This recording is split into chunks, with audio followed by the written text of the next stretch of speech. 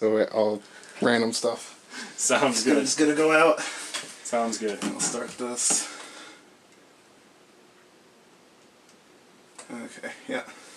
So I'll just set that like over there. Alright. Alright, so... Okay, so the song, No Koi no Yokan, right? Yep. Okay.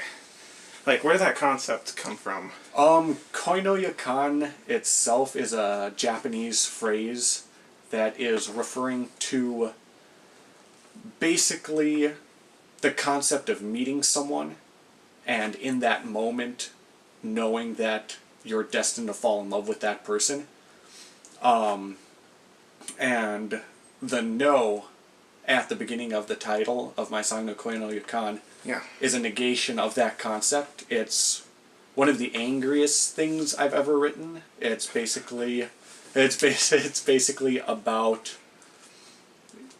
you know, coming to terms with the fact that sometimes, no matter how perfect the setup is, how perfect another person seems to fit in your life, it's just not gonna work out, and that there are instances where Koi no Yakan just isn't applicable. So that's the general meaning of the song. It's basically a song about heartbreak with a little bit of rage. Okay. So, does this apply to you in your... Has this applied to you in your real life? It has. It has. It's, in one case in particularly, relatively recent, that just kind of flared up, and it was one of those things where I had just started a band, just put together my two-piece band, Deathbed Dichotomy, and it was the one song that I knew I had to write, basically. It's like I had some concepts on a couple other ideas, but that was the one that it was just so applicable to me, and I know that it's relatable to other people as well, so it was just one that kind of had to be written. So where'd you hear this concept? Honestly, just browsing on the internet. Yep, I do a lot of web research for my writing. I'm a novelist and I write poetry as well, and so I spent a lot of time on the internet looking up anything that could just stir story ideas or songs, and I saw Koi no Yakan listed as one of the most beautiful concepts in the world. And as it happened, I happened to come across it when I was in kind of a bad place. So it's like, oh, this is wonderful. This is exactly what I wanted to read right now. So I decided I wanted to write about it in a slightly darker way than the phrase was intended. Okay, so you frequently repeated this phrase at the end, no embrace but the earth. Would you want to clarify that a bit? That is just basically think of it in terms of the one thought that always goes through your mind during a breakup. It's like absolutely everything else, everything seems to be falling apart, and the one certainty, like Koi no Yakan is meant as a certainty, love at first sight is meant as a certainty, when no embrace but the earth is meant as kind of a unavoidable, the only true unavoidable certainty, in that the one embrace that you're absolutely going to get is the one when you're buried at the end of your life. That's pretty deep. Alright. Did you have any issues producing the song at all? No. Luckily, my guitarist, who basically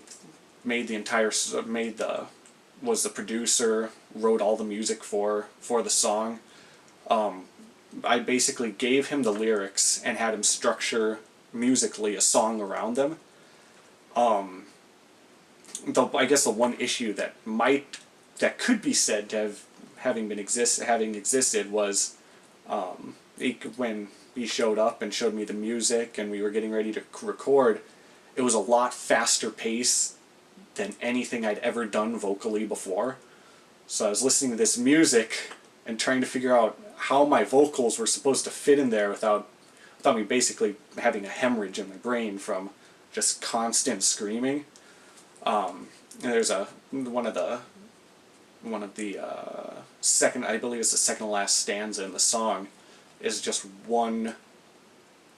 There's basically no space for taking a breath at all, and it was the longest thing I'd ever screamed, just boom, boom, boom.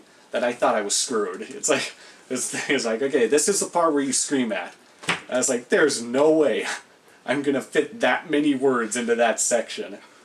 But I wound up being able to do it, and took a little bit of Jägermeister to help with the nerves a little bit. But yeah, it wound up going exceptionally well, and that's actually my favorite track off the EP. So all the difficulty aside, it was well worth it.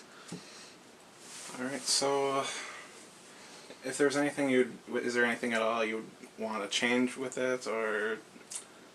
I thought about that, because actually after I finished writing the song, I wound up running into this girl again, who the song was technically about. It was the first thing I'd ever actually written angrily directed at someone, and I saw this girl again at one point, and I was like, I wonder if, it's like, I wonder if I should feel like a terrible person for having such a poor reaction to things just not working out.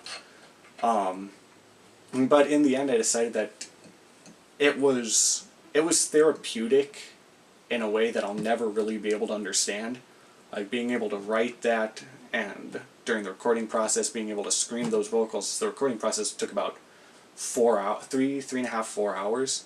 It was just constant screaming. It was the most therapeutic thing I'd ever gone through in my life.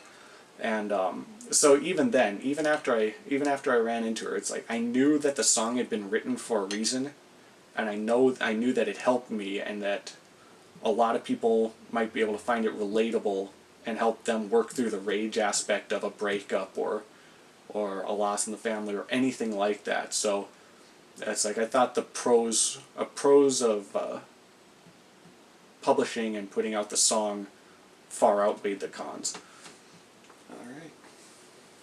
I'm going to change the subject here. I'm going to talk about a little bit more about Deathbed Dichotomy.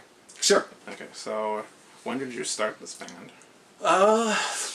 I think the first band meeting was right around the end of May. It was a sort of a fast track process, really. So it's more recent? It's very recent, yeah. Okay. So then that's your first, is that your first release, the full? Yep, these are our first release, first 3 songs written, everything, yep.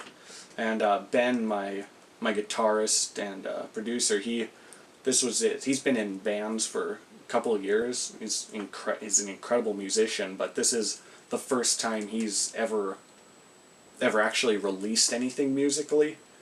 And I've been trying to break into publishing as a writer for, aside from music, for quite some time. And this is the first time that anything of mine had ever been published either. So it was kind of a landmark process for both of us, being able to get our names out there finally in each of our respective fields. Okay. Alright, so you've always wanted to do like this hardcore heavy metal stuff, right? Yep. I like a lot of different music, but I've been a metal fan since I was about probably 13, 14, somewhere around there. And as it happens, I can't sing very well at all. But you're the vocalist. Yep, I am the vocalist, but I found out earlier this year that I can scream pretty effectively. And Ben, I honestly couldn't even tell just by you talking to me. Sweet. But then when you actually, surprising. Yeah. The first person who ever listened to it, he started laughing. Like when you heard the first few lines of the song, he started laughing, and it's just like, really? It's like, I understand what you're doing, but come on, man. But yeah, then found out I could scream, and so I was like, I've loved metal for a long time.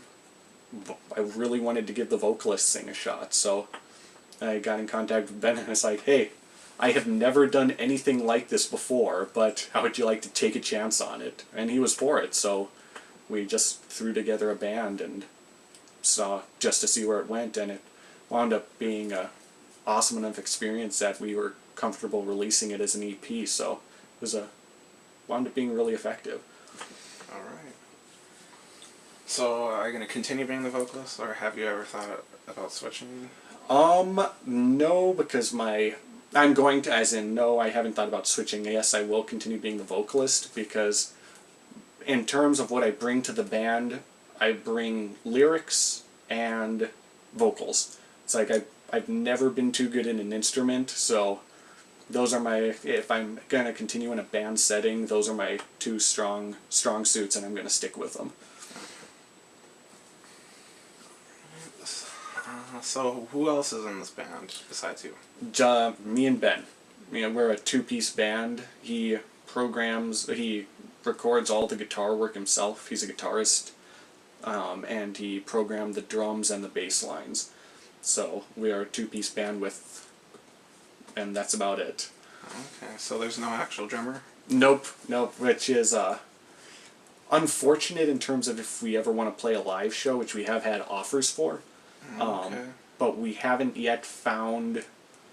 We haven't actively looked because Ben's currently going to college in Moorhead, and we haven't actually found or looked to find a drummer who could actually play some of the double bass as fast as it's recorded in the songs. So it'd be a tough process, and one better undertaken if both the members were living in the same